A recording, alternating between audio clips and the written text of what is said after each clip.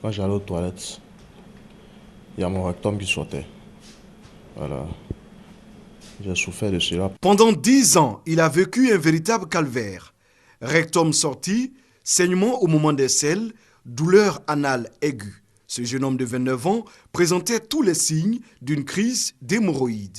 Cette situation d'inconfort a été un obstacle pour ses activités et son épanouissement. Pour se libérer, il a eu recours à une intervention chirurgicale. Grâce à Dieu, l'opération s'est bien passée. Quand je vais aux toilettes, c'est vrai que c'est pas facile, mais bon, aujourd'hui, je me sens beaucoup mieux. La crise hémorroïdaire est une maladie qui met la personne atteinte dans un état de gêne permanente. Les personnes à partir de 40 ans et les femmes enceintes ou en période de menstruation sont les plus touchées. La crise hémorroïdaire se guérit de plusieurs manières. L'acte chirurgical ne concerne que 10% des malades qui souffrent d'hémorroïdes. Il y a des gestes techniques qu'on peut faire sur les hémorroïdes. Quand ça saigne, on peut faire des injections à l'intérieur de l'anus pour arrêter les saignements. Quand ça sort, on peut faire remonter les hémorroïdes et les attacher. Pour les spécialistes, il existe une différence entre les hémorroïdes et la crise hémorroïdaire. Les hémorroïdes sont des organes qu'on a au niveau de l'anus et qui nous permettent effectivement de bien fermer l'anus. Alors ces organes-là sont maintenus en place par des structures, des ligaments comme des ressorts. Et c'est lorsque ces organes donnent des signes et qu'on parle de maladie hémorroïdaire.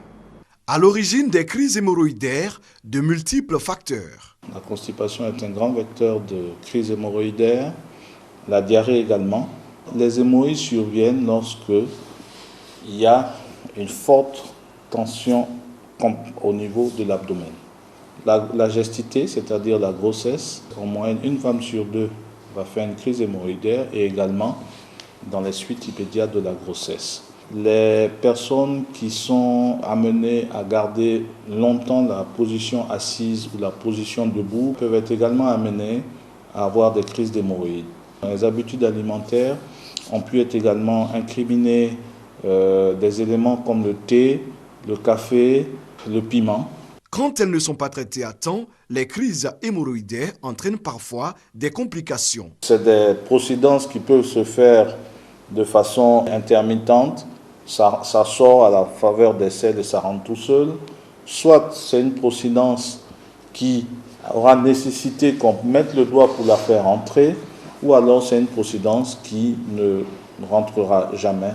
À ce stade, une prise en charge et un traitement adéquat s'imposent. La durée du traitement et le coût de la prise en charge varient en fonction des cas. Face à ce mal, la médecine traditionnelle a aussi ses recettes. De nombreux patients se tournent aujourd'hui vers elle. Au début, ça a commencé par le rectum qui sortait.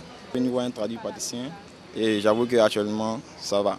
Le choix de cette pratique est-il un recours efficace contre la crise hémorroïdaire? La médecine traditionnelle a des plantes efficaces pour guérir les hémorroïdes dans toutes leurs formes.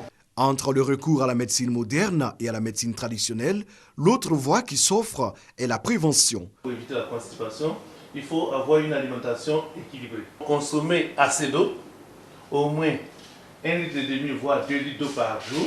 Consommer suffisamment de fruits et de légumes. Le gombo ne joue pas sur l'hémorroïde. Au contraire, le gombo contenant assez de fibres, ça facilite le transit, donc ça vous aide à évacuer. Au service d'exploration fonctionnelle du CHU de Yopougon, 60% des motifs de consultation sont des crises hémorroïdaires. 20 patients sont consultés en moyenne par semaine. En Côte d'Ivoire, 4 centres publics s'occupent des maladies hémorroïdaires. Ils sont situés dans les CHU de Yopougon, de Cocody, de Treichville et de Boaké.